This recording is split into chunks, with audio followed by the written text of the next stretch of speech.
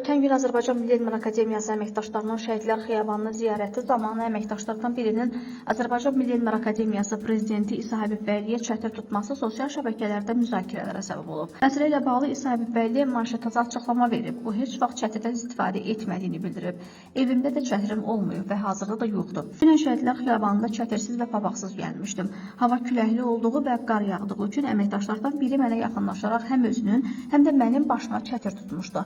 Əvvəlcə bunu hiss etməmişdim. Bu hal cəmi bir neçə dəqiqə davam etdi.